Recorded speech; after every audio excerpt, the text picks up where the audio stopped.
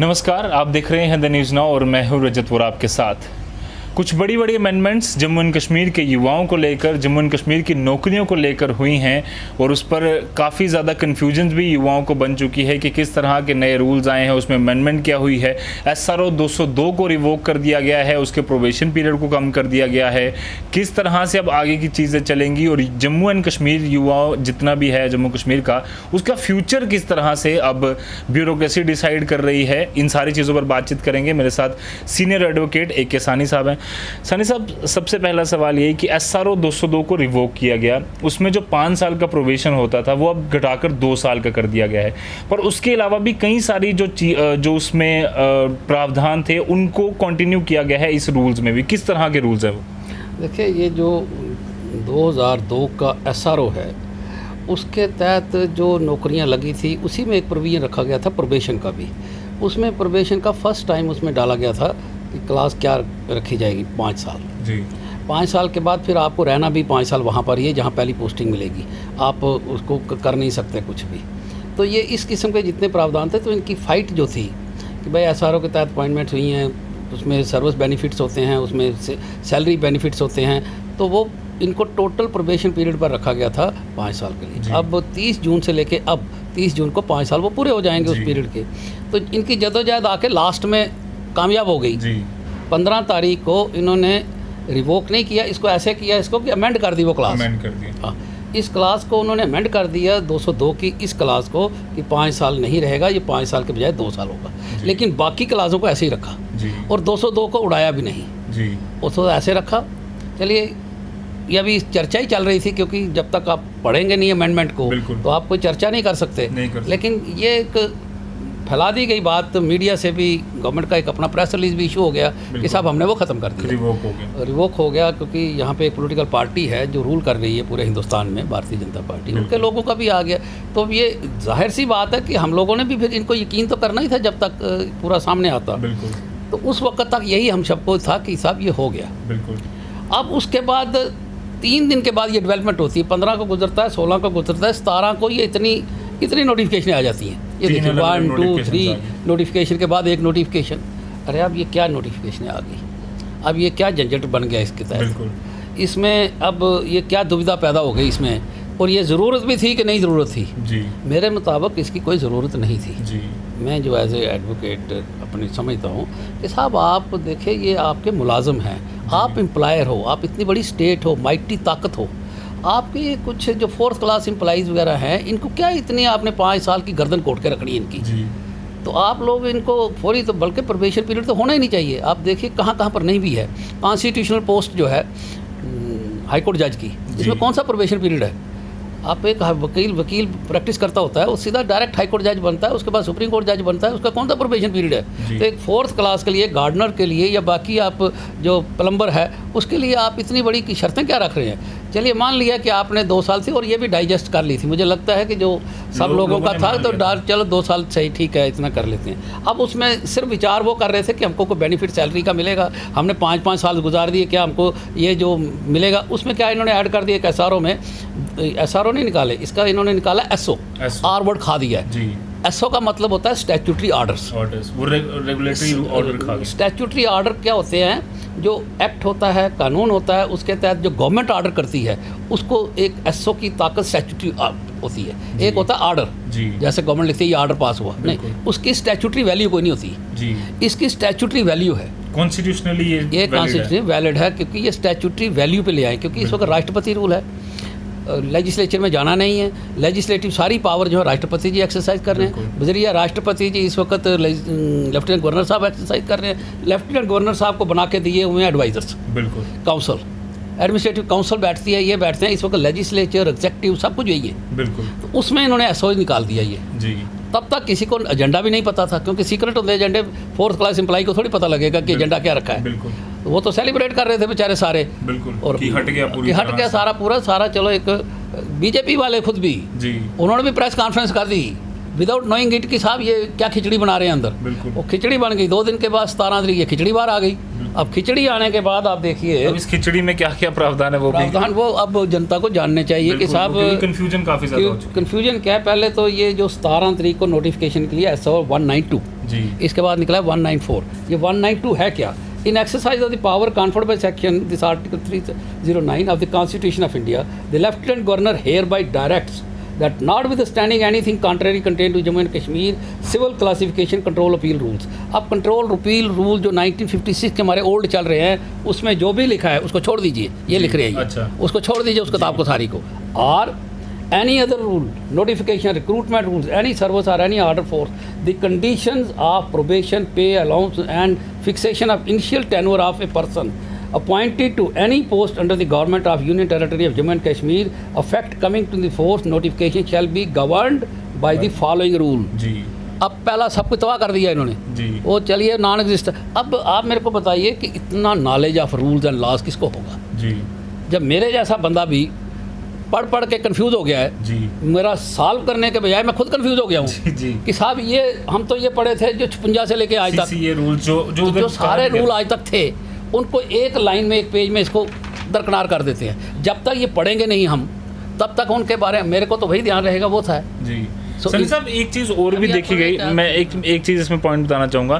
जैसे रोहित कंसल साहब ने जब प्रेस कॉन्फ्रेंस की उन्होंने साफ तौर पर ये कहा कि CCA के जो रूल्स IAS के लिए लगते हैं या बाकी सब पोस्ट के लिए लगते हैं वही इनके लिए अप्लाई होंगे, और जब नोटिफिकेशन आई तो पूरा अलग था। ये अलग है। देखिए ना आप short title and commencement, these rules may be called Jammu and Kashmir probationer condition service pay allowance and fixation of tenure rules 2020। ये आज तक जम्मू कश्मीर में जब से कॉन्स्टिट्यूशन था हमारा महाराजे के वक्त से लेके 5 अगस्त तक 2019 तक 19 तक, फिर 30 अक्टूबर 2019 से लेके आज तक ये कहीं किसी ने आज तक देखे नहीं। किसी वकील ने मेरे ख्याल 12-15 हज़ार वकील अभी तक नहीं देखे कि ये रूल्स भी कोई है। ये आज रोल नाम ही यूज़ नहीं होता था ना, ये रूल्स ही नए बने ना। दीज रूल्स में भी कॉल्ड, और ऊपर लाइन में लिखते हैं कि वो पिछले सब खत्म। जी अब हमको तो पिछले पता है ना, जो प्रैक्टिस करता है वकील जज जहाँ है सारे, ये रूल तो आज 17 तारीख 18 तारीख आप मेरा इंटरव्यू ले रहे हैं तो उसके मुताबिक ये क्या रूल लगा दिया अब इन्होंने, इसमें राइडर क्या लगाया जो सबको तकलीफ है, वो राइडर इसमें लगाया। These rule shall come into force the day of the notification. ये नोटिफिकेशन है 17 तारीख, ये देखिए नोटिफिकेशन डेट से होगा, ये नोटिफिकेशन आ गई, ये इसका 17 जून 2020 कल से लागू हो गए। अब लागू होकर क्या हुआ यही पढ़ते हैं आप, बिल्कुल सारी जनता को, आपको दर्शकों को भी पता लगना चाहिए। तभी हमने आपको period of probation, okay. No person shall be eligible for confirmation, कोई भी शख्स कन्फर्मेशन के लिए एलिजिबल होगा ही नहीं। क्यों, कैसे होगा फिर? As a member of service class till he has an probation in such service और क्लास कंटिन्यूसली और in aggregate for a period of 2 years. पहले तो उन्होंने लिखा है 2 साल तक, देखने में बड़ी लच्छेदार बात है जी, देखने में ये 2 साल हो गए, देखने वाले को लगेगा चलिए कोई बात नहीं, उसमें नहीं था इसमें नहीं था, 2 साल से। अब आगे क्या लिखते हैं, आगे जब तक आप कबूली क्लास नहीं पढ़ेंगे इसका मतलब कुछ नहीं निकलेगा। आगे क्या लिखते हैं इसमें, प्रोवाइडेड कंडीशन लग दी कि ये जब तक कंडीशन, क्या वो कंडीशन है, that nothing shall debar the government, government को ये कोई चीज़ डिबार नहीं करेगी, चाहिए चाहे कोई और, क्या है वो, extending the period of probation for a probation who has failed to acquire the prescribed qualification or has passed the prescribed test provided that the period shall extend in no case for more than 2 years। अब ये वो कहते हैं कि जब तक government satisfied नहीं है ये पीरियड एक्सटेंड किया जा सकता है। तो जब गवर्नमेंट को अफसर ही होता है ना, गवर्नमेंट कौन सी कोई इसमें कोई पास करना है, अगर वो एक्सटेंड सर्विस से उसके तसल्ली नहीं है उनकी तो वो एक्सटेंड कर देंगे सर्विस को। चलिए फिर आगे दूसरी एक और कंडीशन लगाते हैं, ये तो एक्सटेंशन है 2 साल की का मतलब 5 साल है, 5 साल हटा के तो ये 10 साल भी हो सकता है, इसमें क्लियर कुछ नहीं है कब तक जी, मतलब कितने पीरियड में आप बढ़ाएंगे, 2 साल 2 साल के 4 साल 4, उनका ये तो डिस्क्रिशन है। चलिए वो दे दी उसको। अब क्या आगे, provided further that the government may extend the period of probation for any other for another 2 period under these rules if the probation fails to meet the requirements और स्टैंडर्ड्स ऑफ द जॉब। फिर इसको clear करते हैं कि 2 साल और बढ़ेगा, हो गए 4 साल। फिर आगे आ जाइए, पे and allowances of during probation. अब इसको लोगों को ये था कि भाई अब जो प्रोबेशन पीरियड है उसमें मिलेगा क्या हमको, अब ये बताइए। अब ये एसआरओ में नहीं मिलता था तो उनको उम्मीद थी कि शायद इसमें मिल जाएगा ना। अब इसमें देखते हैं ना, इसमें क्या, इसमें राइडर लगा दिया उन्होंने, इसमें राइडर ये लगा दिया कि during the period of probation the appointee under these rule shall be entitled to the minimum pay level applicable to the post against which he is appointed. कोई उसको अलाउंस नहीं मिलेगा, कोई कुछ नहीं मिलेगा, उसको सिर्फ बेसिक पे जो है वो मिलेगी, जो इसके मुताबिक है। अब इसके साथ इसमें भी आगे इन्होंने क्लास 2 एंड क्लास 3 रखी है, वो भी लोगों के लिए जानना जरूरी, क्योंकि सब अफेक्टेड है। Every appointee under these rule shall after completion of the probation be entitled to fixation of pay in the pay level applicable to the post against भी, उसके बाद जाके उसको पे मिलेगी जब उसको कन्फर्मेशन ऑर्डर होगा। जब तक कन्फर्मेशन ऑर्डर नहीं है तब तक कुछ नहीं होगा। फिर आगे the appointee under these rule shall be entitled to annual increment, decrease allowance, house rent allowance and city compensatory allowances or any other allowance sanctioned by the government after successful completion of the probation period। यही मैं आपको बता रहा हूँ कि भाई जब तक सक्सेसफुली, इसका मतलब कन्फर्मेशन, जब तक कन्फर्मेशन ऑर्डर नहीं मिलेगा उसको तब तक ये कुछ भी नहीं मिलने वाला, कोई बेनिफिट भी। यानी कि अगर उसकी कोई इसकी अफसर के साथ बिगड़ जाती है और वो 2 साल उसको एक्सटेंड कर देगा, यानी कि 4 साल लगा दिए उसके। बिल्कुल। अब आगे चलते हैं। Provided that the appointee shall be entitled to the benefits under the medical attendance rules and leave rules and so of this appointments, suspension discharge during probation. अब प्रोबेशन में जब क्या सस्पेंशन हो सकती है, क्या ये पहले कुछ भी नहीं था जी। अब SRO 202 का भी क्लॉज जब हम पढ़ते हैं तो उसमें सस्पेंशन की कोई बात नहीं की थी। ना, उसमें कुछ नहीं था सस्पेंशन का। उसमें तो था कि भाई साहब आप 5 साल तक बढ़ा सकते हैं, 5 साल तक रहेगा, उसके बाद आपको ये देखा जाएगा। वो तो वहीं रह गया। अब तो ये प्रोबेशन रूल्स ही, अब ये गवर्नर यही होंगे। अब इसमें उन्होंने जो लिख दिया, ये मैंने जो शुरू में लाइन लिखी है गवर्नर साहब ने, ये जो, क्योंकि गवर्नमेंट वही है ना इस वक्त, लेफ्टिनेंट गवर्नर, अब सारा कुछ वही है। अब उन्होंने कह दिया कोई रूल और नहीं चलेगा, तो उसमें 202 भी जाता है जी। जब ये हो गए SO 192 लगेगा, तो अब यही लगेगा SO जो 192 है। उन्होंने कहा जो भी रूल्स है डिसेंट्रलाइजेशन, बाकी जितने भी आज तक एग्जिस्ट करते थे, उसको तो एक ही उन्होंने झटके में सब साफ कर दिया। पीछे तो बलडोजर लग गया सारा ही। बिल्कुल। उसमें उन्होंने लिखा ही नहीं कि जो बाकी रूल है वो भी गवर्न होंगे साथ साथ। नहीं।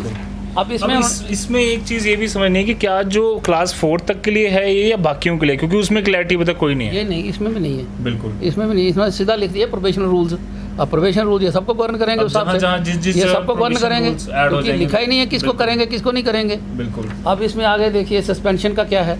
At any time before the expiry of the period of probation the appointing authority may 1 suspend the probation of probationer and discharge him from the service.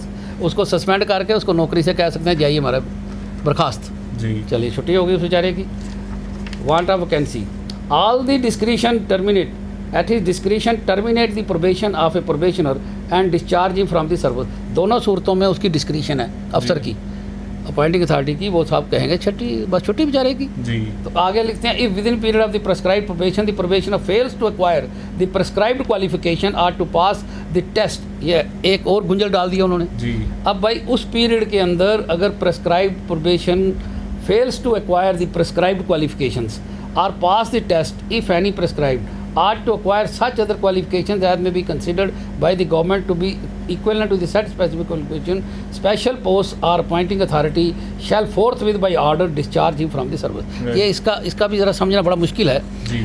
लेकिन जो मैं समझ सका हूँ, जो मैं ये समझ सका हूँ कि साहब जैसे पुलिस में जी एक स्पेशल ट्रेनिंग होती है, ट्रेनिंग कोर्स पास करना होता है। अगर तो उसके मतलब ये कह रहे हैं तो फिर तो ठीक है कि भाई उसको टेस्ट तो पास करना है। लेकिन अगर ये 4th क्लास के मतलब कह रहे हैं उसको तो कोई टेस्ट पास नहीं करना, क्योंकि लिखा कुछ भी नहीं है कि किस किस के लिए होगा। अगर तो स्पेसिफाई कर देते ये, तो अब ये देखना पड़ेगा कि उस वक्त जब ये प्रॉब्लम आएगी उसी वक्त उसको देखेंगे कि साहब ये प्रेस्क्राइब टेस्ट है भी कि नहीं है। अब जो नोटिफिकेशन आएगी जिस जॉब के लिए उसमें ये ऐड करते हैं नहीं करते ये भी देखना होगा अभी। नहीं, वो तो अब रूल्स के मुताबिक ये तो अब उन्होंने कर दिया ना, जर्नल कर दिया। और इसमें लिख दिया कि जितने आज तक रूल्स हैं, जितने कानून हैं, क्योंकि पहले तो जो डिसेंट्रलाइज जो हमारा एक्ट आ गया है सिविल सर्विसेज रूल्स जो 30 अक्टूबर को बना है रीऑर्गेनाइजेशन एक्ट, उसमें ये जम्मू कश्मीर के जितने कानून है उसकी लिस्ट लगा दी कि ये जो कानून हमने अबॉलिश किए हैं, जो सेंटर के अडॉप्ट किए हैं वो भी कर लिए, इनके भी अडॉप्ट हो गए।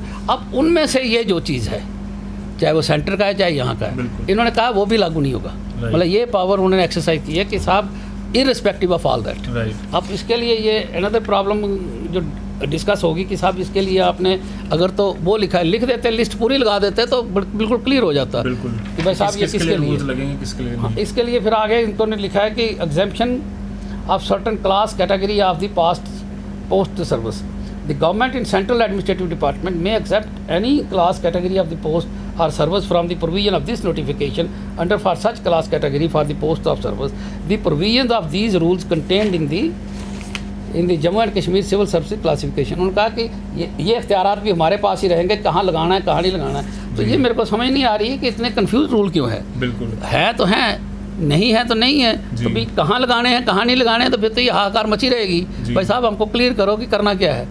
सो ये जो वही चीज़ें जो हम यहाँ बैठ के क्लियर कर रहे हैं वो सरकार को इस नोटिफिकेशन के जरिए क्लियर कर देते हैं ना, ये कहाँ लगेगा कहाँ नहीं लगेगा, और कहाँ जो अफसर है वो मलेशियसली आर्बिट्रेरली किसी को नहीं निकालेगा। वो निकालेगा तो वो पहले कोर्ट में जाएगा, फिर कोर्ट में जाएगा तो प्रोबेशनर का कोई राइट नहीं होता है। ये सुप्रीम कोर्ट की जजमेंट्स हैं, क्योंकि उसको अभी कन्फर्मेशन ऑर्डर ही नहीं मिला है। जब वो बेचारा नौकरी भी करता रहेगा, एग्जाम भी पास कर लिया, तो अब वो कौन सी ऐसी चीज़ है प्रोबेशन में जो उसको करनी थी वो नहीं कर सका। इसका तो सेल्फ टेस्ट है, ऑब्जेक्टिव टेस्ट तो कोई होगा नहीं। तो अब उसको ऑब्जेक्टिव टेस्ट को लेके जाने के लिए या सब्जेक्टिव को चैलेंज करना, एक तो उसका टाइम बर्बाद, दूसरा कोर्ट एंटरटेन नहीं करेगी, अल्टीमेटली उसकी ज़िंदगी खराब होगी, अवरेज भी हो जाएगा, सबकी बर्बादी हो जाए। ये कुछ चीज़ें जो हैं वो डिस्क्रिशन नहीं छोड़नी चाहिए। बिल्कुल राइट, उसने एग्ज़ाम पास कर लिया है तो कर लिया है। अगर आप कल हाई कोर्ट जज को बाहर निकाल दें तो उसकी क्या इज्जत रह जाएगी, उसका स्टैट्यूटरी पीरियड वो तो उसको तो कोई इम्तिहान भी नहीं है। तो अभी तो आप जो प्रधानमंत्री जी वो कह रहे हैं कि हमने इंटरव्यू सारे अबॉलिश कर दिए, तो फिर सेटिस्फैक्शन कहाँ छोड़ी जी? मतलब सेटिस्फैक्शन वही रही तो आपने इंटरव्यू क्या अबॉलिश किया? वो तो इंटरव्यू हो गया। मैं तो 5 साल इंटरव्यू देता रहा, मतलब रोज़ मैं सवेरे आऊँगा मेरा इंटरव्यू होगा। अगर मैं किसी दिन भी फेल हो गया, मैं 1 मिनट के लिए मैंने 50 काम अच्छे कर दिए और 5वां या 6ठा एक काम भी आपको मेरा पसंद नहीं आया तो आप कहोगे नमस्ते भाई साहब, आप टर्मिनेशन ऑर्डर दोगे। सीनियर के पास पूरी अथॉरिटी, गवर्नमेंट का पूरी अथॉरिटी रही। तो वो जो प्रधानमंत्री जी ये लाल किले से चीख चला कर मैंने इंटरव्यू अबॉलिश कर दिए, वो कब अबॉलिश किए, कहाँ अबॉलिश हुए, कैसे अबॉलिश हुए? आपकी ब्यूरोक्रेसी तो आपकी बात मानती नहीं है। आप तो लच्छेदार बातें लाल किले से कह देते हो, नीचे कैसे करनी है पूरी? नीचे किसी को समझ है? नीचे किसी को समझ आ रही है कि साहब ये इंटरव्यू जब वो अबॉलिश कर दिया प्रधानमंत्री ने, वो चीख के कह रहे हैं लाल किला से कि भाई कोई इंटरव्यू नहीं होगा। तो फिर मेरा ये इंटरव्यू काहे को? मैंने एग्ज़ाम पास कर लिया, मेरे को नौकरी दो, मेरे को नौकरी देनी है तो परमानेंट दो। तो ये प्रोबेशन के आगे फिर डेली प्रोबेशन, फिर उसके बाद टेस्ट लेंगे, उसके बाद फिर कोई अगर कोई एग्ज़ाम कोई लेना पड़ा कोई और इस दौरान अगर आप रख देते हैं जी नहीं प्रोबेशन को एग्ज़ाम भी देना पड़े, वो बेचारा तो रहा सारी ज़िंदगी एग्ज़ाम देता ही, तो उसको नौकरी कब कन्फर्म करोगे? 62 साल तक तो सारी है नहीं, 58 साल में आप रिटायर कर दोगे। 62 साल में हाईकोर्ट जज भी रिटायर हो जाता है, तो उसको क्या कन्फर्म करना है? 62 साल के बाद जाके पूरी ज़िंदगी उस शख्स की आपने तबाह और बर्बाद कर दी। हमने काम क्या लेना उससे? और ये क्लास 4 के लिए। और एक और चीज़ इसमें देखी गई कि ट्रांसफ़र का भी अभी मसला बना हुआ है कि ट्रांसफ़र कितने सालों के, उसी शायद रूल्स में है, उसी रूल्स में शायद है कि 5 साल 202 में ही है जी कि साहब, एक 202 में है। दूसरा इसमें रूल्स हैं कि साहब जो ट्रांसफ़र पॉलिसी है, एक ट्रांसफ़र पॉलिसी मैंने 1-2 इंटरव्यू में वो बताई भी है। उस ट्रांसफ़र पॉलिसी में क्या है कि साहब अगर तो जोन 3 की ट्रांसफ़र्स हैं, अगर आप 202 में भी ट्रांसफ़र करते हो तो आपने रिक्रूटमेंट करके भेज दिया लद्दाख जी। काफ़ी लोग हमारे गए हुए हैं, जम्मू से भी गए हैं, बाकी भी गए हैं, तो कोई 62 के करीब 10+2 लेक्चरर्स हैं। अब उनकी क्या पोजीशन है कि इनको वापस लाना है कि नहीं लाना है ट्रांसफ़र पॉलिसी? जब अगर एक स्टैट्यूटरी पॉलिसी है, जब आपने एक पॉलिसी बनाई है कि साहब 1 साल तक आप जोन 3 की में ट्रांसफ़र रख सकते हैं किसी को, जैसे क्वारंटाइन में आप 14 दिन रख सकते हो, तो 14 साल रखोगे। तो इसी तरह से लेह लद्दाख एक ऐसा एरिया है जहाँ पे फिजिकली किसी का बर्दाश्त ही नहीं कर सकता है, फिजिकली बर्दाश्त नहीं करता है, तो इसलिए पॉलिसी 1 साल की बनाई है। वो अबॉलिश कैसे हो गई जी? उसको अभी आप कंट्राडिक्टरी रूल इतने बना रहे, you are yourself confused. अगर सेक्टर में बैठे हुए लोग कन्फ्यूज्ड हैं, भाई उसमें लिखो ना एग्जेम्पशन, ये 5 साल उसको मिलेंगे जो रेगुलर ट्रांसफर्स हैं, लेकिन जो लेह लद्दाख वाले हैं उनको 1 साल ही होगा जी। अगर वो एक लेह लद्दाख जाते हैं, उनको वहाँ भेजते हैं तो 1 साल में उनको वापस ले आएंगे। आपने 5-5 साल के उनको तबाह बर्बाद कर दिया। उनके जोन में कौन कौन से आते हैं? जम्मू के कई सारे इलाके हैं, जम्मू कश्मीर के। मैं आप हाँ जम्मू कश्मीर के हैं, लेकिन उसमें आता है किश्तवाड़ जी। किश्तवाड़ में जो दूर दराज के 2-3 इलाके हैं वो आते हैं। किश्तवाड़ प्रॉपर नहीं आता हो गया या बाकी वो आते हैं जी। वो 2 इलाके वहाँ के आते हैं। फिर ऐसे ही जम्मू का रियासी डिस्ट्रिक्ट है, रियासी में मोहर आता है जी। बाकी रियासी नहीं आता है, आगे पीछे वाले नहीं आते, सिर्फ मोहर को उन्होंने रखा है रेड जोन में। अगर ये इस जगह अपॉइंटमेंट पहली मिलती है या आप भेजते हो तो या वैसे भी भेज देते हो, नहीं भी प्रोबेशन है आप भेज सकते हो, किसी को ट्रांसफ़र है ना, लेकिन इन जगह पर आप 1 साल ही रख सकते हो किसी को। अच्छा, जोन 3 में? जोन 3 में तो ये जोन 3 है सारा, करगिल भी जोन 3 है, ये भी जोन 3 है। फिर ये आपका कुलगाम में टंगदार, ये भी जोन 3 में है। तो ऐसे कोई 10-12 इलाके हैं जो जोन 3 में हैं। तो जिन लड़कों को बच्चों को आपने भेज दिया, अब आप उनको वापस नहीं लाना चाहते, तो आप एक बकरे को तो आप बीच में डाल रहे हो ना किसी जगह पे, ये क्या कर रहे हो आप? यानी तो कि इसमें 5 साल आपने जाना है जोन 3 की जो इनकी अपनी एक कॉन्स्टिट्यूशनल एक वैलिडिटी थी, उसको इन्होंने खुद ही कॉन्ट्राडिक्ट कर दिया हुआ। वो खुद ही कॉन्ट्राडिक्शन है, ये कंफ्यूज्ड है। कि साहब उस पॉलिसी को क्या किया, उस पॉलिसी को भी उड़ा दिया। जी, तो फिर आप ये लिख दो ना कि सारा कुछ अबालिश है, पिछला कुछ भी नहीं चलेगा, पॉलिसियाँ सारी गई हैं उधर, फिर 1 साल क्यों रखना है, 2 साल क्यों रखना, 10-15 साल रखो। जी, अब इसमें 5 साल हुआ है। तो इसमें अभी आपने 5 साल रखा है, तो ये आपने नहीं करना है ना। 5 साल के आप पूरे करवा के तो आप ये नहीं पढ़ते कि ट्रांसफ़र पॉलिसी भी पढ़नी है। प्रॉब्लम क्या है कि जो ब्यूरोक्रेसी, इनको एक प्रॉब्लम होती है ब्यूरोक्रेसी को भी, वो समझते हैं हमारे जैसा अक्लमंद आदमी दुनिया में कोई हो सकता ही नहीं है। जी, ये जो आप और मैं बात कर रहे हैं, ये उनके लिए फजूल बातें हैं। जी, ये फजूल बातें हैं। लेकिन हम कानून पढ़ के जो आप लिख रहे हो उसी को इंटरप्रेट कर रहे हैं कि साहब आपने क्या लिखा है। आपने को नहीं पता है आपने क्या लिखा है, हमको पता है आपने क्या लिखा है। मतलब शायद हिस्टोरिकल इसीलिए कह रहे हैं क्योंकि पुरानी चीज़ें ये बदल देंगे और नई चीज़ें लाएंगे, इसीलिए हिस्टोरिकल कह रहे ये हैं। हिस्टोरिकल इसलिए हो जाती हैं कि भाई साहब जो चीज़ आज तक कभी ना हुई हो उसको हिस्टोरिकल होगी। वो नहीं कह रहे। जी, बिल्कुल। अगर आप एक इंसान को 2 सींग लगा दो तो फिर वो क्या, वो हिस्टोरिकल बन जाएगी ना चीज़। हिस्टोरिकल तो वो होती है कि अच्छी चीज़ हो, अच्छी चीज़ है। बेहतरी के लिए चीज़ हो। हमको जो भी स्टेट होती है, गवर्नमेंट होती है, अलाउद्दीन खिलजी की तरह थोड़ी काम करना, सारी दिहाड़ी शराब पीते रहे और शाम को ये सोचते रहे कि टैक्स कहाँ से लगाना है, लोगों को लूटना कहाँ से, मंदिरों को कैसे लूटना है। आप अलाउद्दीन खिलजी हो? आप तो ये सोचो कि साहब मेरे लिए ये हाहाकार मची हुई है, मैंने बेहतरी कैसे करनी है, ये लोग कैसे हमारे साथ अच्छे रहें, मैंने इनके लिए, मैं सर्वेंट हूँ इनका। तो वो सोचना है या ये सोचना है कि सारा तुम गया है 5 साल के लिए उधर बैठा रहे, किश्तवाड़ तेरे को भेज दिया, तुम वापस नहीं आ सकता है। अरे यार, उसके भी फैमिली है, बच्चे हैं, इसलिए पॉलिसियाँ बनाई हैं आपने। बिल्कुल। वो खरा नौकरी नहीं करता ऐसे। अब आप ना आगे के लिए छोड़ा उसको, ना आपने पीछे के लिए छोड़ा। तो ये आप प्लीज़ इम्प्लीमेंट करना चाहिए इन सब चीज़ों को, और अलाउद्दीन खिलजी की तरह काम नहीं करना चाहिए। तो ये अब दूसरा SRO भी जनता को पता होना चाहिए। जो SRO निकला है कल, स्टैट्यूटरी आर्डर, ये निकला है 194। अब इसमें क्या लिखा है इन्होंने, ये क्या बनाया इन्होंने जी, ये मैं सब बता देता हूँ आपके दर्शकों को भी। मैं जब एडिट करूंगा तो कोशिश करूंगा कि सारे स्टैट्यूटरी ऑर्डर जो हैं वो साथ में ही आ जाएं। तो ये स्टैट्यूटरी आर्डर है 194। इसका ये है, these rules may be called the Jammu and Kashmir special recruitment amendment rules. अब ये स्पेशल अमेंडमेंट रिक्रूटमेंट रूल्स आ गए। अच्छा भाई, इसमें क्या कहते हैं, अभी भी दो ये वही रूल्स हैं जो कुछ ही दिन पहले इन्होंने खुद निकाले थे और उसमें अमेंडमेंट किया। ना, ये 17 जून को नए आ गए जी, यानी कि पुराने वाले को अमेंडमेंट कर दिया in exercise of the power confidence. No, इन्होंने क्या किया कि अमेंडमेंट तो पहले करनी थी ना 215 वाले की, बिल्कुल 202 के तहत जो नौकरियां दे रहे थे, इसमें इसका जिक्र ही नहीं है जी। इसमें ये लिखते हैं अमेंडमेंट, लेकिन किसकी अमेंडमेंट है ये लिखते हैं मेन स्पेशल रिक्रूटमेंट एक्ट की, जो अभी थोड़े दिन पहले आया था। हाँ जी। तो उसमें आप देखिए क्या है, it shall come into the force immediate effect. ये भी इमीडिएट, ये आप 17 जब आप दिखाएंगे दर्शकों को, इसको आप स्ट्रेस कर दीजिए ये पूरा। बिल्कुल। फिर आप आगे देखिए, अब रूल 9 में क्या अमेंडमेंट, 8 और 9 की इन्होंने क्या अमेंडमेंट की। In rule 8 Jammu and Kashmir special recruitment rules 215 here refer to so and so in sub rule 1 the 5 year substitute 2 years wherever occurring. तो जहाँ जहाँ 5 साल वर्ड है वहाँ 2 साल हो गया। बिल्कुल। तो फिर वो 5 साल वाला भी तो गया, वो जो 5 साल वाला है। लेकिन ये समझ ही किसी को नहीं आ रही है कि वो कैसे रह गया और ये कैसे हो गया। बिल्कुल। लेकिन ये कहते हैं जहाँ भी अक्कर होगा 5 साल उसको 2 साल पड़े, जबकि ट्रांसफर वही है। फिर आगे चलिए, in rule 9 the said rule the 1 and 2 the words 5 year substitute 2 years, then rule 10 the said rule तीनों में वो किया गया 5 year substitute 2 years, then after 12 the said rule the following no benefit. ये यहाँ पे सबसे ज़्यादा तकलीफ हो गई मुलाजमों को जी, और है भी ठीक, जस्टिफाइड है। अब जब यहाँ अमेंडमेंट लिखते हैं, ये कैपिटल वर्ड्स में देखिए कैसे बोल्ड करके लिखते हैं जी। No monetary benefit as a result of amendment made by the Jammu and Kashmir special recruitment amendment rules 2020 before 1/7/2020। अब ये कट ऑफ डेट क्या है, 1/7/2020 तक। अब इसका मतलब ये है कि अब वो 5 साल की पॉलिसी थी जी। अब 5 साल वो पूरे हो गए, 30 जून को निकली थी, तो 30 को आप वो पूरे हो जाएंगे। तो पहली तारीख तक इन्होंने इसलिए कट ऑफ डेट रखी कि भाई हमने तो काम जितना लेना था ले लिया। 5 साल हमने गुजार लिए, अब हमने अपना काम वही रखा, प्रनाला। बिल्कुल, हमारा प्रनाला वही है 5 साल का। अब 5 साल का ही था वो, 5 साल की हमने यूज़ कर लिया आपको।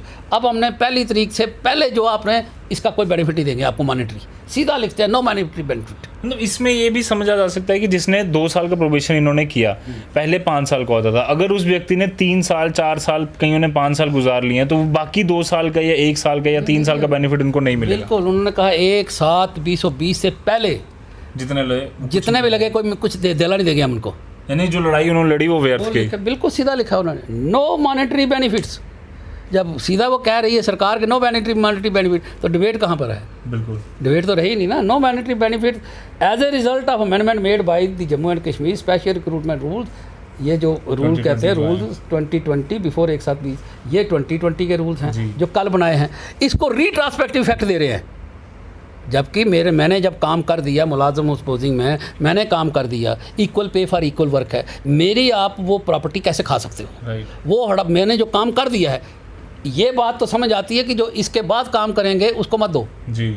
वो आप सोच लेंगे नौकरी लेनी कि नहीं लेनी, लेकिन जिसका काम ले लिया है उसको आप ये लिख के कहोगे कि हमने तेरे से काम तो ले लिया, नौकरी पैसे नहीं देंगे तेरे को, वो कैसे हो सकता है भाई साहब? वो तो सुप्रीम कोर्ट की जजमेंट से कंपनसेट किया गया, इसमें किसी तरह से भी नहीं किया गया, बल्कि उनका जो हक था वो मार दिया गया जी। ये जो मुलाजमों का हक था वो मारा गया इसमें। नो मॉनेटरी, जब वो बेचारे को मिलना ही कुछ नहीं है, 5 साल उसने किस लिए लगाए फिर? वो तो आपने उसने तो प्रोबेशन पीरियड पूरा कर दिया, सपोजिंग एक ने 2 नहीं किए, उसने एक ने 5 कर दिए, तो उसको आप तनख्वाह तो दो। ये कैसे कह रहे हो बेनिफिट नहीं देंगे आपको? कोई सेक्रेटरी में ऐसा मुलाजम है आईएएस अफसर जो ये कहेगा साहब मैं आधी तनख्वाह में काम करूँगा? बिल्कुल। अपनी तनख्वाहें तो ये रोज़ बढ़ाते हैं, लेजिस्लेटर हैं वो रोज़ अपनी तनख्वाहें बढ़ाते हैं। तो एक जो मुलाजम 4th क्लास का है तो उसकी आप तबाही और बर्बादी करते हो, उससे आप एक्सट्रैक्ट करते हो मनी, उसको आप एक्सप्लॉइट करते हो, क्योंकि वो नौकरी मांग रहा है आपसे, गरीब आदमी है वो, उसको घर में कोई कमाने वाला नहीं है, तो उसको आप जैसे भी यूज़ करना करो जी। आप ये वेलफेयर स्टेट्स नहीं होती हैं, हम एक विधान के तहत चल रहे हैं। लेकिन मुश्किल क्या होती है, 2 जो दायरे हैं ना, गवर्नमेंट उसको तुली हुई है तबाह और बर्बाद करने में। कौन से 2 दायरे हैं वो? 4 थंब हैं, 4 स्तंभ मानते हैं ना आप, एक लेजिस्लेचर, एग्जेक्टिव, दूसरे 2 थंब जो है ना वो हैं एक जुडिशरी और एक है मीडिया। मीडिया जो रिकॉग्नाइज मीडिया था आज तक, जिसको मैं भी कहता था कि साहब ये नेशनल चैनल हैं, इसमें अच्छी बातें आती हैं, अब वो तो हो गए तबाह और बर्बाद। उसको तो अब कुछ नाम देना भी गलत है। अगर ये सोशल मीडिया ना हो तो मुझे नहीं लगता ये बेचारे सुन भी पाएंगे कि साहब ये सारा क्रेडिट आज का मीडिया, मैं उस मीडिया को मानता ही नहीं। जो लाइसेंस मीडिया है, मीडिया वो है जो सुबह काम पे निकलता है बेचारा, सोशल मीडिया जो उस प्रॉब्लम को देख रहा है, जो डचन वाले की प्रॉब्लम को देख रहा है, वो एक मेरे पास आता है, वो किसी और के पास भी जाता है राय लेने के लिए। अगर आप लोग आए हो तो आप ये सोच कर आए कि सानी साहब मुझे इसमें कुछ डिटेल समझाएंगे और वो आपके दर्शक जो है देख सकेंगे। लेकिन जिनको बेनिफिट्स लेते हैं, जो बड़ी बड़ी एडें लेते हैं सरकार से, तो शाम को गुण किसके गाते हैं? सरकार के। बिल्कुल। तो ये अगर आज सोशल मीडिया ना हो, क्योंकि जुडिशरी जो है, जुडिशरी को तो टोटल लॉकडाउन कर दिया ना इन दिनों में, तो बिल्कुल टोटल लॉकडाउन है, वो तो बेचारे करने के काबिल ही कुछ नहीं है। इसको किसके पास लेके जाओगे केस? कोर्टों में लगे हैं ताले, इतने बड़े बड़े अंदर जाने नहीं देते, वकील कोई अलाउड नहीं है, बिल्कुल नहीं। तो ये 4-5 महीने से हम ये सिस्टम देख रहे हैं। तो ये गवर्नमेंट पे ऐसे कुछ चाहती थी कि साहब जुडिशरी को तो अंदर रखो अपने जगह पर, क्योंकि गुजरात में 2 जजों ने फैसला किया, सिर्फ एक कमेंट्स किया कोर्ट के अंदर, लिखा भी नहीं अभी। उन्होंने कहा जी अस्पताल में जाके तो क्वारंटाइन अस्पताल में देखो क्या हालत है इनकी। वो शाम को ट्रांसफ़र हो गए, बिल्कुल शाम को ट्रांसफ़र हो गए, सज़ा as a matter of punishment. वो एक्सीजेंसी ऑफ सर्विस नहीं थी। इसी तरह से ये एक जज नहीं है, काफ़ी जजेस हमने देखे जो गवर्नमेंट के ख़िलाफ़ कोई वर्डिक्ट देने लगते हैं या देते हैं, अगर तो उनको गवर्नमेंट को ये स्मेल हो जाता है कि साहब ये हमारे खिलाफ आएगी, तो उसको वो किनारे कर देते हैं, कहीं ऐसी स्टेशन पे भेज देते हैं साहब वहाँ पे ना कुत्ता देखे ना भौंके। ये मिसाल है ना हमारी डोगरी में आती है, कोई देखा ना जाए। तो इसी तरह से ये जो है चीज़ें आपको संज्ञान लेना चाहिए। मीडिया और जुडिशरी ज़िंदा रहेगी तो ये सब कुछ लोगों को इंसाफ मिलेगा। आज इंसाफ के दायरे मुझे लगता है इस वक्त तक हालात की वजह से, मीडिया का तो हालात नहीं है कोई भी, उनका तो दूसरे हालात बन गए हैं, लेकिन ये जो आप सोशल मीडिया, एक ही होप है लोगों को, वो है social media. So I congratulate each and everyone, to you and every other person जो सुबह से इस धूप में इन लोगों को समझाने में लगे हुए हैं, लोगों तक बात पहुंचाने में लगे हुए हैं। ये आज ना हो तो ये तबाह और बर्बाद हो जाएंगे। ये तो बेताज बादशाह बैठे हुए सेक्रेटरी में। सनी साहब, जिस तरह से इसमें कहा गया कि मॉनेटरी बेनिफिट किसी तरह का नहीं मिलेगा, कुछ वर्ड्स हमने देखे यहाँ पढ़ रहे थे, तो नोशनल बेनिफिट्स का भी यहाँ पर जिक्र किया गया है। वो क्या है? क्योंकि वो काफ़ी ज़्यादा ज़रूरी है, लोग कंफ्यूज हैं, हमें सुबह से हज़ारों मैसेज भी आ चुका है कल से कि किस तरह का नोशनल बेनिफिट देने वाले हैं। ये देखिए, पहले तो नोशनल बेनिफिट आप समझ लीजिए होता क्या है। नोशनल बेनिफिट ये है कि जैसे इन्होंने क्लियर कर दिया नो मॉनेटरी बेनिफिट, अब नोशनल बेनिफिट इसके ऊपर तो नहीं होगा ना। नोशनल होता है खाली जवानी जमा खर्च। आपकी प्रमोशन कर दी दफ्तर के अंदर, लेकिन पैसा देला कुछ नहीं मिलेगा जी। तो वो क्या हुई? वो हर नोशनल सिर्फ नाम की जी। तो आपको नोशनल बेनिफिट मिल जाएंगे कि आप सब कन्फर्म हो गए, आप कन्फर्म हो गए, या ज़्यादा से ज़्यादा इसको नोशनल दे देंगे कि आप उस डेट से कन्फर्म हो गए। लेकिन नो बेनिफिट जब लिख दिया जाए तो बेनिफिट कोई भी नहीं है। नोशनल जो होती है ना, वो सिर्फ एक नाम की ही होती है जी। जैसे सपोजिंग एक बंदा रिटायर हो गया, उसका मुकदमा कोर्ट में चल रहा था, वो सीनियरिटी क्लेम कर रहा है, तो उस वक्त कोर्ट उसको क्या सीनियरिटी देगी? जी, वो वापस नहीं जा सकता ना। तो इसलिए उसको क्या कहती है कोर्ट, नोशनल बेनिफिट इसको दे दो, ताकि जो आज के बाद इसका क्लेम बनता था, लेकिन चलिए जो ये पीरियड तो ख़त्म हो गया, लेकिन इसको जो आगे बेनिफिट मिलना है, जो इसको पेंशन का था, बाकी था, वो इसको दे दो। तो ये जितना बाकी पीरियड उसने सपोजिंग 10 साल नौकरी की, वो नोशनल हो गया, उसका कुछ नहीं मिलेगा।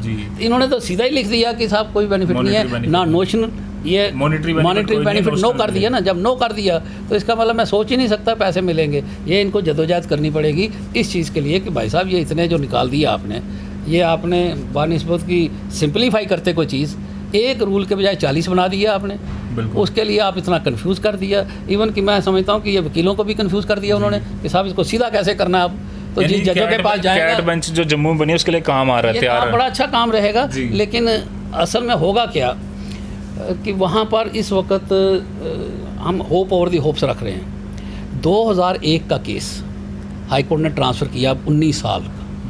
पहला केस जब लिस्ट आप देखेंगे ना, आप जाके देखिएगा नेट पर ही, पहला केस 2001 का भेजा, एक गिफ्ट दिया है हाई कोर्ट ने उनको, इसको 19 साल का, ये पहले आप डिसाइड करो। 19 साल वाला केस आज तक डिसाइड नहीं हुआ। अगर ये फाइल करेंगे तो ये 19 साल के बाद आपका फैसला होगा। तो कितने साल हो गए प्रा जी? तो आपकी नौकरी 5 साल तो पहले प्रोबेशन रहे, 19 साल फिर आपने कोर्ट का इंतज़ार किया, फिर उसकी अपील भी होगी, क्योंकि इसकी अब कैट की अपील जो है 2 जजों के पास लाई करेगी हाई कोर्ट में। हाई कोर्ट ने अपना केस तो 2001 से आज तक डिसाइड नहीं हो पाया उनसे। कोई भी वजह हो सकती है, जज काम थे, कुछ थी, लेकिन जिस बंदे का केस है वो तो है ना। बिल्कुल। वो क्या सोचता हो, अगर उससे एडवाइस लेंगे, भाई साहब मुकदमा करूं मैं नौकरी का, वो क्या आपको एडवाइस करेगा? अरे मैं नौकरी नहीं करो, कोर्ट में नहीं जाना, बिल्कुल यही कहेगा उसको। तो इसका मतलब ये हुआ कि वो कैट का मसला वहाँ तक जाएगा। फिर गवर्नमेंट जो होती है जिसने इतने रूल्स निकाले हैं, वो सुप्रीम कोर्ट तक जाएंगे। उनके पास काउंसल्स हैं, पैसा है, माइटी पावर है, वो आपको आसानी से जीतने नहीं देंगे। ताकत है ना, पावर है, जिन्होंने इतने आपको लेने नहीं दिया, कुछ इतने रूल बना दिए, इतना कंफ्यूज कर दो कि उसको बाल गिनने आपको आसान हो जाएंगे, रूल गिनने मुश्किल हो जाएंगे। सब ऐसा क्यों किया था? जैसे हमने पिछले रूल्स भी कुछ दिन पहले, जब ये नए क्लास 4 के लिए रूल्स आए थे, अमेंडमेंट जो स्पेशल रिक्रूटमेंट रूल्स आए थे क्लास 4 के लिए, उसमें भी कई सारी ऐसी चीज़ें उसमें ऐड कर दी गई थी, मोटेटिस मोटेंडिस और बड़े बड़े वर्ड्स की, जो एक आम व्यक्ति है, कई सारे तो वकीलों को ये समझ नहीं आता, बट आम व्यक्ति को कैसे वो चीज़ें समझ आएंगी। वैसे ही ये किया गया। इससे पहले कई सारे ऑर्डर आए, GAD एक बार डालता है फिर निकाल देता है, ऐसे भी कई बार केसेस आए। बिल्कुल के वक्त में भी लोगों ने हाहाकार मचाई। तो क्या था, सोशल मीडिया था, किसी मीडिया ने उठाया, फॉर नेशनल चैनल वालों ने, नेशनल चैनल वाले तो कल के ये परसों का ये कह रहे हैं कि साहब ये आर्मी का कसूर है, पॉलिटिकल लोगों को हम क्या कसूरवार कहेंगे। अरे ये पहली बार हम सुन रहे हैं कि साहब आर्मी वाले ही दोषी हो गए कि वो गए क्यों वहाँ पर, वो लड़ने ही क्यों गए, उनको तो 1 to 1 उनको लड़ाई नहीं लड़नी चाहिए थी। ये मीडिया का काम है। ये मीडिया दर्शा रहा है कि साहब बड़ा अच्छा उनका हौसला बुलंद कर रहे हो आप हमारी आर्मी का, जिसने सारी जंगें आज तक हमको जीत के दी हैं, उनके बारे में अगर ये नेशनल मीडिया है तो आप किससे उम्मीद करोगे? सनी साहब, सोशल मीडिया जो है वो पूरी तरह से अपना काम कर रहा है, जुडिशरी जिस तरह से आप लगातार काम कर रहे हैं, बट ऐसी क्या मजबूरी है ब्यूरोक्रेसी के पास, ऐसी क्या ऊपर से प्रेशर है कि बार बार जब भी वो कानून बनाते हैं तो उसमें कन्फ्यूजन्स होती हैं, उसमें इतने बड़े बड़े वर्ड्स यूज़ किए जाते हैं कि कोई आम व्यक्ति जो है उसे समझ ना पाए। उसके बाद जब SRO 202 का इतना बड़ा आपने पहले हुआ मचाया कि हमने हटा दिया, जितेंद्र सिंह साहब ने ट्वीट कर लिया, रोहित कंसल साहब ने ट्वीट कर लिया, और 3 दिन बाद जब पूरे कानून आए तो हमने देखा कि बात ज्यों की त्यों थी, बस एक प्रोबेशन पीरियड का जो प्रावधान था उसमें बदलाव किया गया है। ऐसा जो रवैया ब्यूरोक्रेसी ने अपनाया हुआ है, ये जम्मू कश्मीर के युवाओं के लिए कितना मुश्किल है कि सरकार पर वो विश्वास कर पाए? देखो, ये ब्रीच ऑफ ट्रस्ट है। जिस वक्त इतनी जदोजहद करके कोई चीज़ हासिल करते हैं तो वो रियल मायने में उनको फ्रूट मिलना चाहिए, जिसके लिए जद्दोजहद हो रही है। क्योंकि ये पॉपुलर गवर्नमेंट नहीं है, ये ब्यूरोक्रेटिक गवर्नमेंट है। ब्यूरोक्रेसी में इस वक्त ऊपर इनके कोई पॉलिटिकल बास नहीं है जम्मू कश्मीर में, तो उससे होता क्या, क्योंकि एडवाइज़र भी कोई पॉलिटिकल नहीं है, तो जो ये सारे ब्यूरोक्रेटिक टाइप सोच होती है, ये एक बास किस्म की सोच होती है। मिलना किसी ने नहीं, मिलाना किसी ने, IAS अफसर को जैसे एक सिखाया जाता है, तो ये एक बेंट ऑफ माइंड होता है उनका, भाई कोई, इसलिए उनको ये लग रहा था कि हमको नीचे लगाया गया है जी। तो उस बेंट ऑफ माइंड से उन्होंने इतनी अब ये गुंजल बना दिया है कि ये आम नागरिक तो समझ नहीं सकता, आम आदमी भी नहीं समझ सकता। यस, ये कहीं ना कहीं उनको लगता है ईगो हर्ट हुई है। तो फिर वो क्या करते हैं कि ये पढ़े लिखे अच्छे होते हैं, ट्रेनिंग भी होगी होती है, एक्सपीरियंस लोग भी होते हैं जो चीफ सेक्रेटरी लेवल तक पहुंचते हैं, एडवाइज़र बने हैं गवर्नर्स के, तो इन्होंने सारा उम्र ब्यूरोक्रेसी में गुजारी होती है। तो ये मंत्रियों को भी भी दे जाते हैं। तो इसलिए ये उन्होंने ये काम किया, उनको कोई लेना देना नहीं है पब्लिक से, उनको कोई हमदर्दी नहीं है पब्लिक से, उनको कोई मतलब नहीं है धूप में बाहर खड़ा है, उनको कोई मतलब नहीं किसी को पानी मिल रहा है, उनको कोई मतलब नहीं इन बातों से। ये मतलब होता है, इसीलिए जमहूरियत जो है, वरना तो अंग्रेज़ों का रूल अच्छा चल रहा था, वो क्या ले रहे थे हमसे, वो भी रूल कर रहे थे। इसी तरह से ये कोई उनसे कम नहीं है, इसीलिए इसकी एक बुनियाद होती है, 3 साल तक ही होगी भाई। तो ये अब 1.5 साल हो गया है तो 1.5 साल ही बकाया है, इनकी लाइफ है एक, और ये जाने वाले हैं, ये कोई परमानेंट नहीं होते। लेकिन उस दौर में जो ये एलिनेट कर जाते हैं ना लोगों को लोगों से, ये बड़ी बुरी बात होती है कि साहब इस वक्त आम जनता एलिनेट हो गई है। और ये लोगों की जो सोच है, इंग्लिश पढ़ी होती है अच्छा, तो वो लफ्ज़ इतने अच्छे इस्तेमाल करते हैं कि कल कोई हाई कोर्ट जज पढ़ेगा उसको लगेगा कि मैं कितना पढ़ा लिखा हूँ। लेकिन कानून ये कहता है कि साहब भाषा वो बोलो, हमारे वकील भी बड़ी बड़ी अच्छे बोल सकते हैं, लेकिन वो जब आप देखा कि आप सोशल मीडिया में आते हैं वो बड़ी देसी भाषा में बात करते हैं। वजह क्या है? क्योंकि हमको पता है कि जब मेरी बात कम्युनिकेट ही नहीं हो पाएगी किसी बेचारे मजदूर के साथ या जो 4th क्लास एम्प्लॉय, मैं उसके साथ बात कर रहा हूँ, तो उसको मेरी भाषा समझ आनी चाहिए। मैं ऊपर से ऐसी लच्छेदार बातें करूँ जो इसके ऊपर से ही निकल जाएँ, मालाफाइडी बोलता रहूँ, आर्बिट्रेटनेस बोलता रहूँ, तो ये ऊपर से निकलती जाएंगी, तो उसका कोई मतलब नहीं होता है। सिंप्लीफाई करके बोलिए, कम्युनिकेट करना है हमने अपना मैसेज, तो वो नहीं है ब्यूरोक्रेसी में। ना इन्होंने कोई बुलाना है, ना किसी से इनको मिलना जुलना है, इनको तनख्वाह मिलनी है। तो इससे ये इनका जो, लेकिन जो सोशल मीडिया का तत्व है, जो ये रेवोल्यूशन आ गया है, मैं समझता हूँ इसने जो रेवोल्यूशन लाया है और जो इसमें एक सोच आ गई है कि साहब इस वक्त मुझे नहीं लगता है कोई अच्छा आदमी कहीं जो ट्रेडिशनल मीडिया है उसमें जाना भी चाहता है, क्योंकि उन्होंने एक सेट प्रोग्राम रखा होता है, 3 बंदे उन्होंने अपने रखे होते हैं, एक बंदे को दबोच लेते हैं, उसका व्यू जो मर्जी हो। आप जो कर रहे हो ना, आप 1 to 1 व्यू ले रहे हो, आप उससे हर बात पूछ रहे हो, आप एक किस्म का लेक्चर दिलवा रहे हो उससे कि भाई साहब आप बताओ कि ये कैसे हो, आप बताओ कि हमको, जैसे स्टूडेंट और इसका रिश्ता होता है वो आपने बनाया एक ऑडियंस के साथ कि साहब आप सुन लीजिए, हमने आपके सवाल पूछे, फिर आपको और पूछेंगे साहब ये सवाल रह गया था, या आप दोबारा जब जाएंगे जब मौका मिलेगा ये सवाल भी पूछे। तो इससे क्या है कि उनको अंडरस्टैंडिंग हो गई है, अंडरस्टैंडिंग और हो भी रही है। तो ये बात कहना कि साहब इसका निकलेगा कुछ नहीं, ये गलतफहमी किसी की भी, अगर ये किसी ने गलतफहमी सरकार ने पाली है वो भी निकाल दें, अगर किसी ने ऊपर का नाम लेके इलेक्शन जीतना है, मोदी साहब का नाम लेके, वो भी दिमाग से निकाल दें।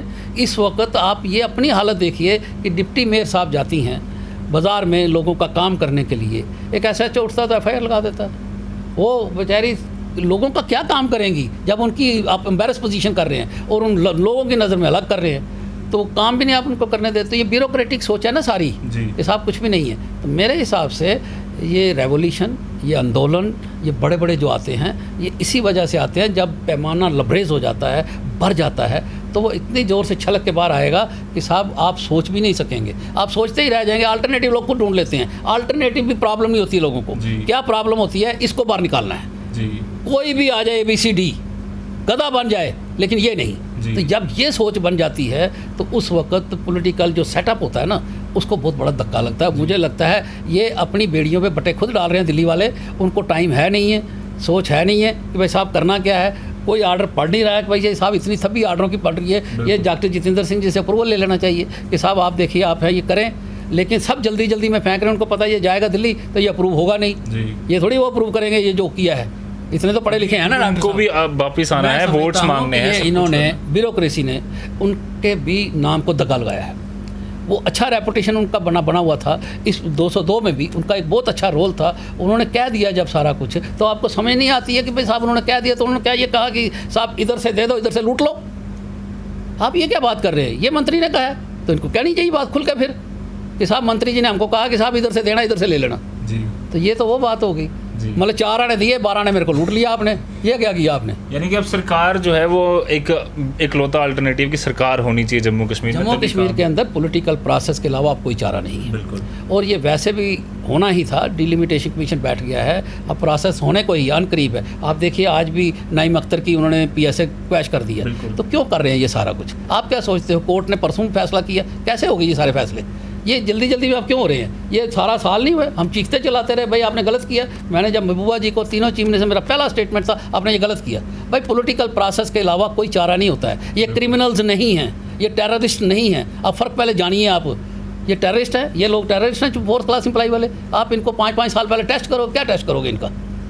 अरे यार सब कुछ ये ब्यूरोक्रेसी को सोचनी चाहिए। करते हैं पर आज छोड़ने वाली क्या बात होगी? आज वो कौन सा कारण है नईम अख्तर को छोड़ने के भाई? तो इसका मतलब कहीं ना कहीं आप गलत थे। आप ऐसे अनमाइंडफुली ऑर्डर पास करते हो, फिर अनमाइंडफुली वापस ले लेते हो। कोई उसका ऑब्जेक्ट भी होना चाहिए ना, क्या ऑब्जेक्ट अचीव किया आपने, बताइए। बिल्कुल। पब्लिक को आप कुछ नहीं बताने के लिए आपके पास मास भाई ये रोज़ ऑर्डर पास करने, और आपने, मैं समझता हूँ, बीजेपी को नीचे लगाया।